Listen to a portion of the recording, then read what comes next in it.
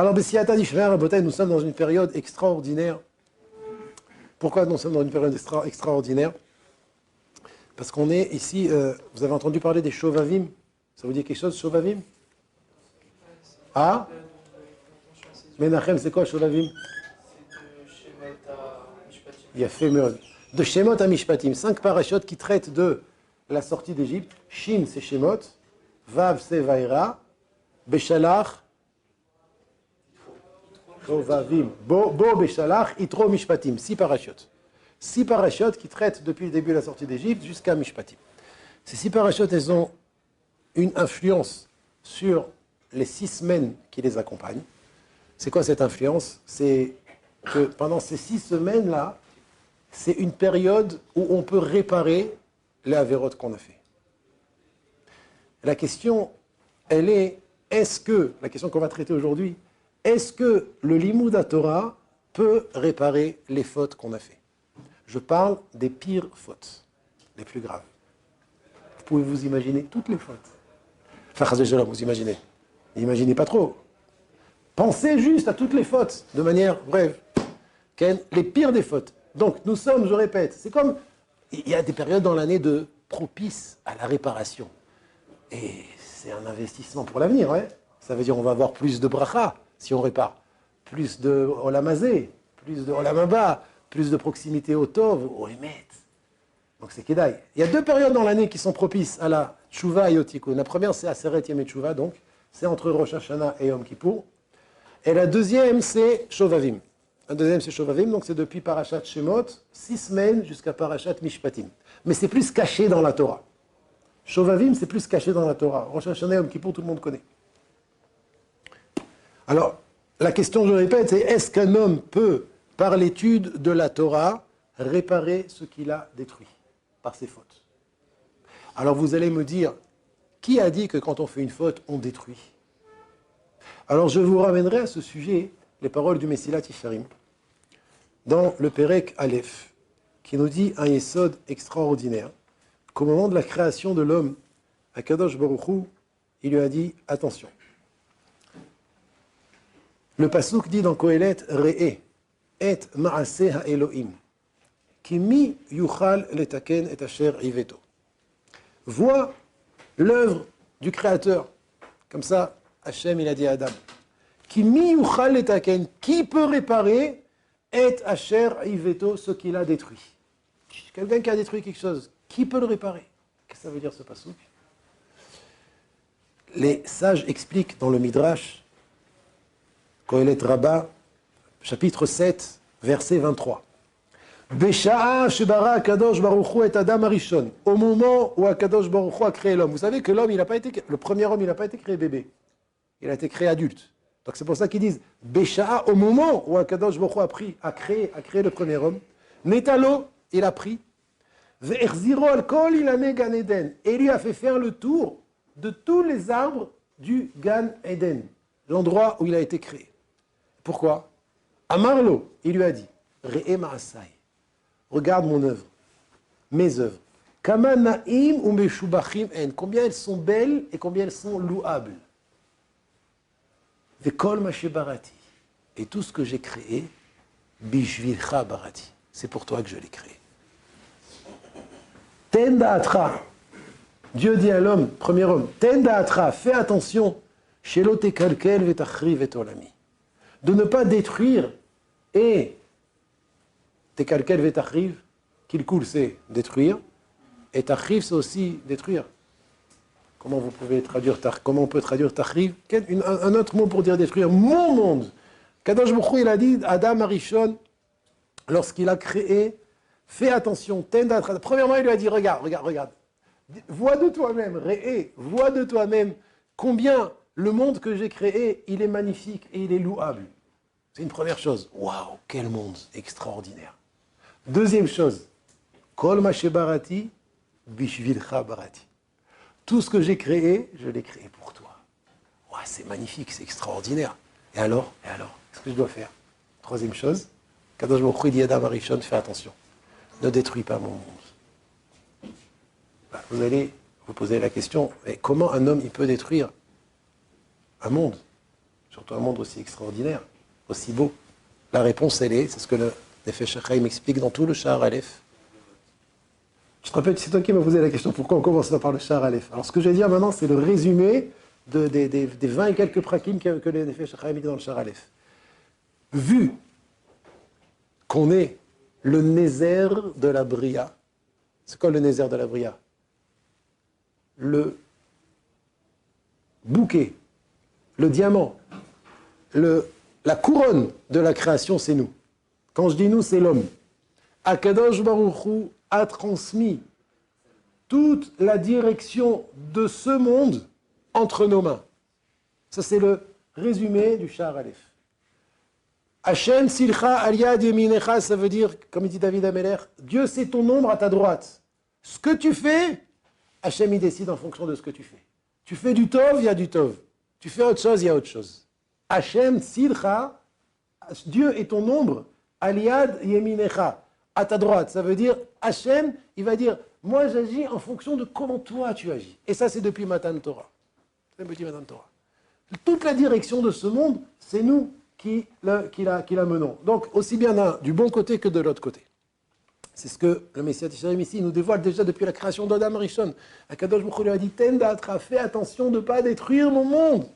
Parce que c'est toi, par tes actions, par tes paroles, par tes pensées, tout ce que tu fais dans le Tov, dans le bien, les mitzvot que tu fais, que tu accomplis, la Torah que tu étudies, comment tu es gentil vis-à-vis de ton prochain, comment tu l'aides, comment tu le soutiens. Alors c'est Morid Shefa. C'est ce qui va descendre le bien dans ce monde. Et Chaz Shalom l'inverse. Tu peux les calquer, tu peux l'arriver, tu peux détruire. Alors je repose la question que j'ai posée au début. Est-ce que par l'étude de la Torah, on peut réparer ce qu'on a détruit par nos avérotes? C'est clair la question?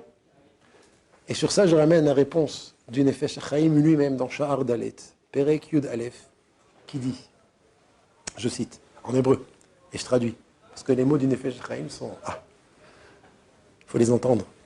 Omer, il dit le Nefesh HaChaim, Vegam livnot aneerasot. La Torah, c'est aussi pour reconstruire ce qui a été détruit. Betikunim gdolim. De manière parfaite. Et pas seulement ça, les kasher, ça lie, ou les yached, ça unifie, ou les hashlim, et ça complète, à elionim im atachtonim. Les mondes spirituels avec les mondes matériels. L'étude de la Torah, on a expliqué les fois précédentes, oui. Tu attends, Rabbi David. L'étude de la Torah, on a expliqué les fois précédentes que l'étude de la Torah, c'est ce qui permet de faire vivre et exister le monde. Vous vous rappelez, c'est ce qu'on a traité depuis quelques shiurim, quelques cours. Que c'est ça qui est Mechayem, Mekayem. Avant le don de la Torah faisait vivre le monde depuis son endroit caché au-dessus de tous les mondes spirituels. Vraiment que Ba Moshe Vorida Laolam, Moshe il est venu, il a fait descendre dans ce monde. C'est par notre étude, par notre méditation et par la chaleur qui sort de notre bouche au moment où on étudie qu'on fait vivre et exister tous les mondes. Il dit le Nefesh HaChaim, maintenant sache autre chose. C'est pas seulement que ton étude, elle fait vivre et exister tous les mondes. C'est que même si tu as détruit spirituellement des mondes, et tu veux les réparer, alors sache que la meilleure manière de réparer Rabotai, c'est par l'étude de la Torah. Et comment tu répares? De la manière la plus parfaite. Et c'est pas que tu répares seulement. Tu répares, tu unis, tu lis, et tu complètes tout ce qui a besoin d'être complété entre les mondes spirituels et les mondes matériels. Comprenez une chose, c'est que les yached, vous allez vous marier. C'est quoi Khatan Vekala? Khatan Vekala, c'est prendre deux choses qui sont extrêmes, un homme et une femme, et les réunir. C'est pas facile, pas chute. Quand on parle de l'eyached, de réunir les mondes spirituels et les mondes matériels, c'est un peu le même truc, le même système. Un homme et une femme, le spirituel et le matériel, c'est deux extrémités qui ont besoin d'être réunies. Et quand tu réunis ces deux choses, alors tu es mashlim la bria. Tu complètes et tu réalises le but de la création. Il dit le Nefesh HaChaim, en étudiant la Torah, alors ce qui se passe, c'est que tu répares ce que tu as, Chaz Shalom, détruit. Et en plus de ça, tu complètes et tu réunis les mondes spirituels avec les mondes matériels. Ça veut dire, c'est la meilleure manière d'amener la création à son but. Et au passage, tu répares, tikkunim gdolim. Donc, Badaï, Manaf Kamina, parce qu'on est dans les Shovavim. On a posé la question notamment au Stapler. Vous savez que le Harizal, il a dit que c'était très important sur chaque faute qu'on a fait qu'il faut jeûner. Sur chaque goutte de Zera, Chaz Shalom, je crois qu'il dit qu'il faut faire 84 jeûnes. 84 jeûnes. 84, c'est la gamatria de Daf. Daf. Ah, c'est quoi Daf de Gemara? Alors il dit, le Stapler, il dit, si quelqu'un qui jeûne, ça l'affaiblit dans son limoud, il jeûne pour réparer ses fautes, ça l'affaiblit dans son limoud, alors vaut mieux pas qu'il jeûne. Pourquoi? Parce que le tikkun qui fait, la réparation qu'il va faire en étudiant la Torah, est plus favorable que les jeûnes qu'un homme il peut faire. Ça veut dire, le plus grand des tikkunim, ceux qui peuvent jeûner, qui jeûnent, c'est très bien. Parce que c'est pour réparer nos fautes, il faut jeûner. On le fait à Yom Kippour. Mais si tu as la possibilité entre jeûner et étudier la Torah, si tu peux mieux étudier la Torah, alors vaut mieux étudier la Torah sans jeûner. Je termine sur une histoire extraordinaire. Il y a 15 ans de ça, j'étudiais dans un kollel qui s'appelle Yeshivat Haran. Yeshivat Haran, c'est à côté. Yeshivat Haran, c'est les initiales Rabbi Nachum. Rabbi Nachum, c'était un grand tzaddik, très grand tzaddik, qui jeûnait de Motzei Shabbat à Shabbat. Il jeûnait 6 jours. Ouais.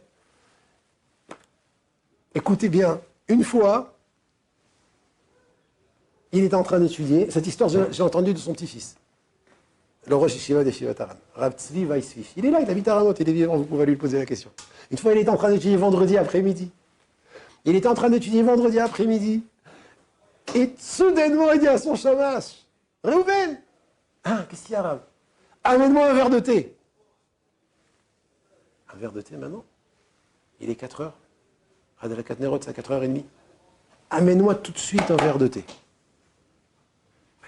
Alors, il a dit, Rav, il fait encore jour, Shabbat c'est dans une demi-heure. Je t'ai dit de m'amener tout de suite un verre de thé. Le Rav, il dit, il est parti faire préparer un thé. Il est amené au Rav. Le Rav, il prend le verre. Baruch ata Hashem, Elokeinu melech haolam, shakol nea bidvaro, et il boit. Ah, le shamash, il a dit, j'y crois pas, c'est pas possible. Vous savez, c'est quoi l'impact de 6 jours de jeûne? Vous savez combien c'est Metaken? Ah, l'élève, il dit, Rav, excusez-moi, Torah Yves, il est loin d'Anit Sarir, c'est de la Torah, je veux apprendre. Vous êtes à une demi-heure de Shabbat. Dans une demi-heure, vous avez fait 6 jours de jeûne d'affilée, pourquoi vous avez interrompu? Il lui dit, parce que je me suis rendu compte que mon jeûne me gênait dans mon étude. Je pouvais continuer à étudier encore, mais il y a la qualité, comment on étudie, combien on s'investit dans mon étude. Le tikkun qu'un homme il peut faire, la réparation qu'un homme il peut faire en étudiant, ça vaut plus qu'un jeûne de 6 jours. Si chas shalom, le fait que je jeûne, ça m'affaiblit dans mon étude, alors le jeûne n'en vaut pas la peine. Donc même à une demi-heure, avant la fin du jeûne, il aurait pu lire des Tehillim pendant une demi-heure. Il aurait pu étudier en Bekiout de manière plus légère. Il voulait étudier de toutes ses forces. Qu'est-ce que vaut un jeûne si il t'empêche de t'affairer à l'étude de la Torah? Ça veut dire l'étude de la Torah, Ravotai, c'est plus que tout. Même pour réparer nos fautes. La meilleure manière de réparer nos fautes, ça veut dire, Vadaï, il faut un investissement. Il faut étudier avec corps et âme. Une étude qui vaut, une étude que te donne ton maximum. Maintenant, ce qu'il faut savoir, Ravotai, ce qui est bien, ce qui est très important à savoir, c'est que chacun, avec les ustensiles et le potentiel qu'Akadosh Baruch Hu lui a donné. On n'attend pas d'un homme de faire plus que ce qu'il peut faire.